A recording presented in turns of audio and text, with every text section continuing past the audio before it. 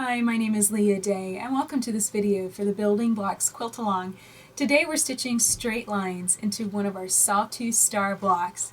There's a lot of careful stitching involved, so let's get on the machine and see how this works in free motion.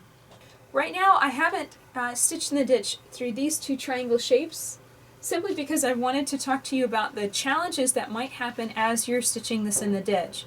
So I'm working down towards myself. And it's really important to watch these points. I'm going to zoom in so you can really see me trying to stay in this stitch nicely.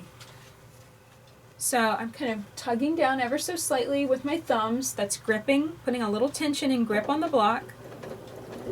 And I'm really slowly stitching up to that point, and then I'm going to stop. And the reason that I'm taking such a slow speed with this is because there's so many seam allowances right there. It's very likely that they would impact my foot and slow me down anyway. So by going with a very slow speed, I can maintain my stitch length. I can come out of that area and speed up and go back to my normal stitch speed, and my stitches don't suffer for it.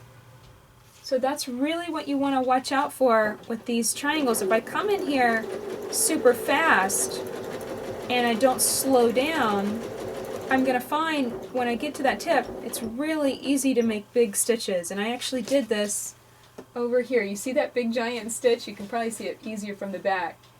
I made that big giant stitch because I wasn't paying attention. I was kind of just, going a little bit too fast maybe. And I came up to the point and my presser foot kind of got hung up, and I just pushed it really hard with my hands, and I made a big giant stitch. So understand that that's pretty common, easy to do. Watch out for it. Now I'm going to travel stitch down and start knocking out some of these straight lines that fill in the center of this block. So I'm going to knock this out completely, and then we're going to break thread and move to the outer section next. Okay, so I've knocked out that center star, and I'm going to get started on the outer edge, pulling up my thread along one of these triangle shapes. And this is the way I've decided to stitch this. I'm going to come up the triangle, and the nice thing is I think we've worked through the areas that really it's the points of those stars that's really going to be the worst areas, and the inner point of that flying geese unit. Those are going to be the hardest areas of seam allowance. The outer edge is really not so bad. The nice thing about this is that you're consistently travel stitching in these areas right here where the triangle and the square kind of overlap a little bit. So that's going to be consistent all around the block. So I'm going to flow through this area and speed up the video so you can see how it works.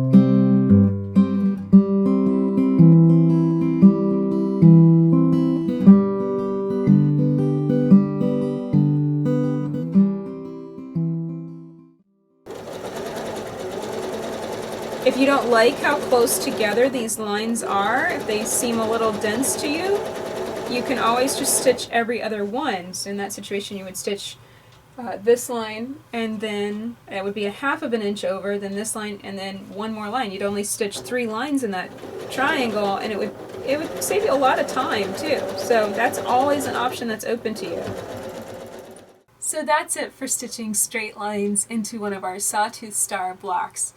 This idea was very simple. Straight lines kind of fill in that star shape and really enhance, more lines added to that texture really enhances the star shape. And then we filled in the background with rows of echo quilting, creating triangles and squares in the corners. I love this texture. I love the effect of it. But if this looks a little too dense for you or for your quilt, remember that you don't have to stitch every single line that I've designed. You can always stitch every other one, and then you'll have that background knocked out faster, and it'll be on a 1/2 inch scale rather than a 1/4 inch scale. So always keep that in mind. My name is Leah Day, and this has been a video for the Building Blocks Quilt Along. Pick up your copy of the Building Blocks quilt pattern and join us as we learn how to piece and free motion quilt 42 beautiful blocks together. You can find that pattern at leahday.com. Until next time, let's go quilt!